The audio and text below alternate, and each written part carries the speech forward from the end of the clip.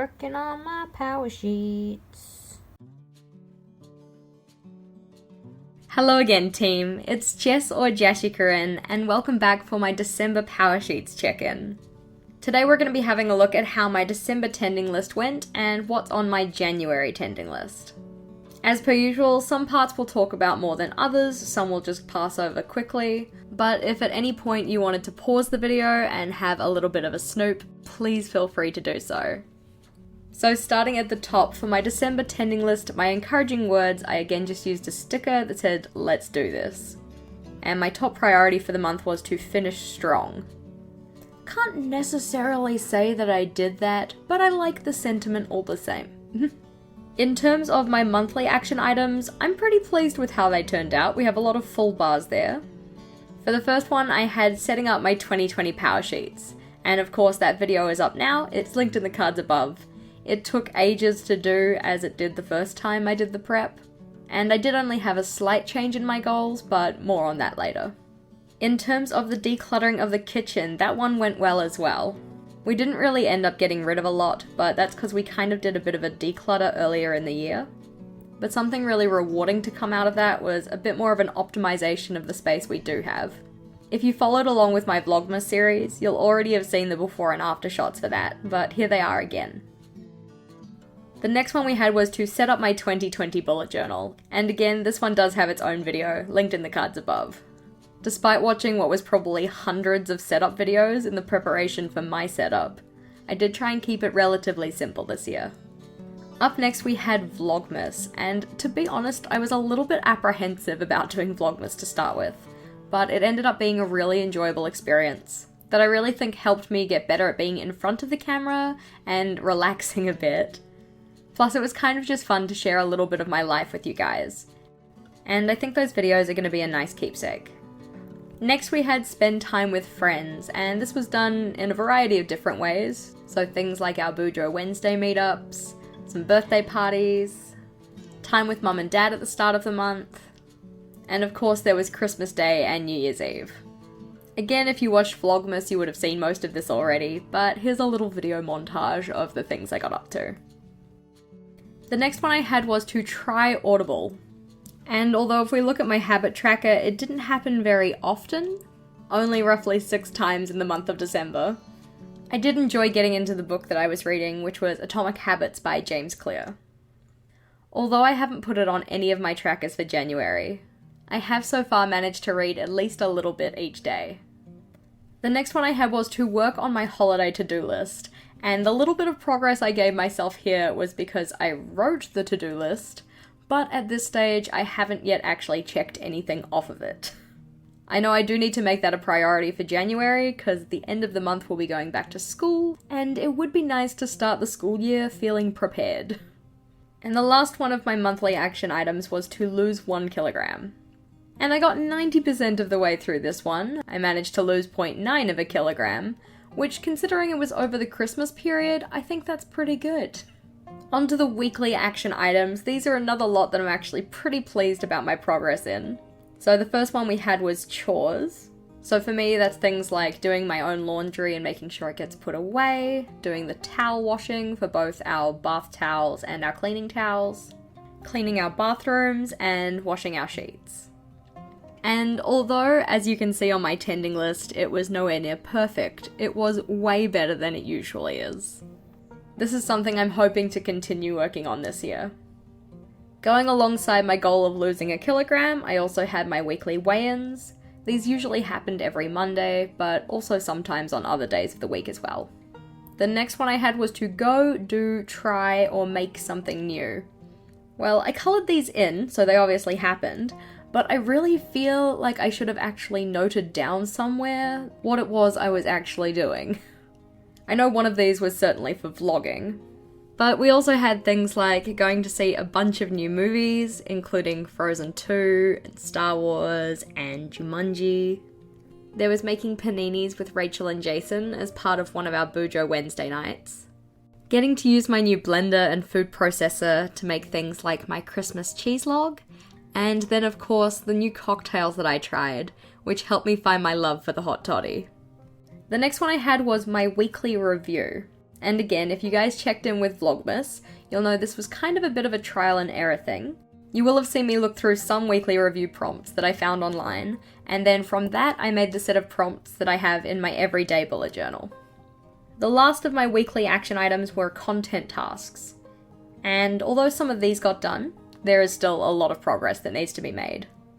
I did make a start on my YouTube thumbnails in particular, but I still have a lot of those that I want to update. Now for my daily habits, and yeah, didn't really happen. Kind of a bummer that I had so much smudging from this blue pen as well. But I think that getting swept up in the holiday season and not really checking in with my PowerSheets every day, again, this is another one that you can see only happened every so often. Not quite as bad as the reading one, but it still only happened 10 times out of 31 days. Despite the daily action items not really going so well, my monthly and weekly ones, I feel they really did. All in all, I think it was a pretty good end to the year. Flipping on over though. Month in review. Just going over these ones quickly, I was grateful for the time off that I got from being on school holidays. The goals that were going well were my content creation goals, home environment tasks, and my mental clarity. People that I'm grateful for were Vogel and Rachel, because she told me that I was. She was sitting near me when I was filling it out. I'm choosing grace over guilt about my work task list, because I didn't get much/any of it done. Progress that I'm celebrating, even though it was small, was developing my weekly review system. A favourite memory was Vlogmas. A good lesson that I learnt was specifically setting aside guilt-free chill days. And things I'm saying no to next month are complacency. What I'm saying yes to is a strong start. Now technically, because this is a 6-month undated set of PowerSheets, there is actually another month after this, but I have a 2020 set, so I was never really planning on using this section. What I did do for myself though was, as I went through these 5 months, I wrote down any ideas that I might have on this page here. So when it came time to do my prep pages in my 2020 PowerSheets, most of these things got transferred over. After this we have the tending list that I obviously don't need, which I actually might save. And we then have the month in review that I again don't need. And then we have a celebrate page where you're supposed to fill in highlights from the past 6 months. Obviously, I haven't done this, and I'm not too sure if I'm going to because I don't know what I'm going to do with my PowerSheets now as I've started in my 2020 ones. If you guys do PowerSheets, I'd love to know if you keep your old ones, because at this stage I'm kind of conflicted. I don't really know if I'm going to. Now into my 2020 PowerSheets. Before we go and jump into my January tending list though, I just wanted to go over what my goals are for 2020. As I mentioned, there are slight differences to what I had in 2019, and there is also a change in the color code. The changes are only small, but they are still changes. So going from 1 through 8, we had 1. Develop and maintain routines to support my physical health. 2. Develop and maintain routines to support my mental health. 3. Live an adventurous, balanced, and whole life. 4. Cultivate peace-inducing physical and digital environments. So you can see this one in particular is a change in my color code. Previously I had yellow as nurturing connections, and I had dark blue for my physical and digital environments. A new goal, green, number 5, approach my finances with intentionality. Goal 6, pale blue, teach effectively. Goal 7, dark blue, grow as a content creator. And goal 8, nurture my connections with others in purple. The main reason that I had for my color code change was because I wanted it to align with what I have in my bullet journal. So pretty much since I started color coding in my bullet journal, my purple tasks have been about social things. Meeting up with friends, hanging out with family, that kind of stuff. Green I always associate with money, so it just made sense to put my financial goal in as green. Pale blue in my bullet journal I've always had as work tasks, and the other ones I just fit in around those. What I've also made sure to do is put this color code at the front of my bullet journal, including the numbers for the Tombow pens that I'm using. Moving forward to January though, all good things start with one step. So we start off with a little summary here, which has our important to-dos, what we're excited for, what's on our mind, and what we're hopeful for. So important things that I need to do. I need to do my before term 1 to-do list, in the sense that I actually need to do the things on the to-do list. I need to plan my South Korea trip with my family, I need to set up my 2020 budget, and I need to suss out an evening routine. Things I'm excited for are my trip to Melbourne, working on my goals, and starting the school year well.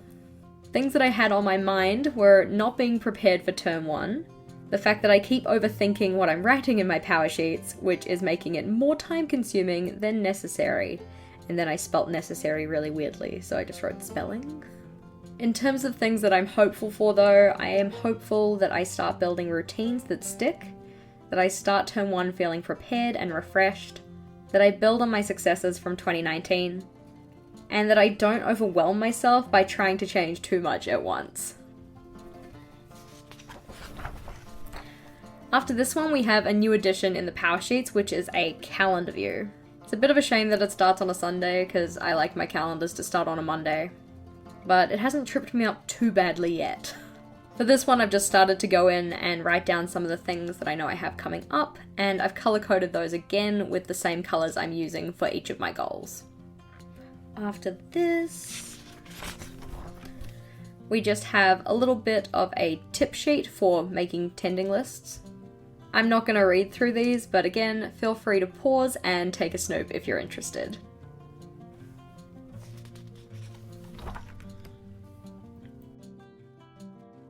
Then we have the Make What Matters Happen page.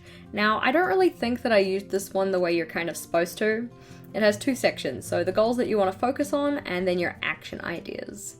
So in this section, I'm not too sure if you're supposed to put your big overarching goals, or if you're supposed to put your mini goals that you have on your action planning sheets. Just if you haven't watched my setup video for this, we'll flip back and have a look at one of my action plans. Say, I don't know, this one.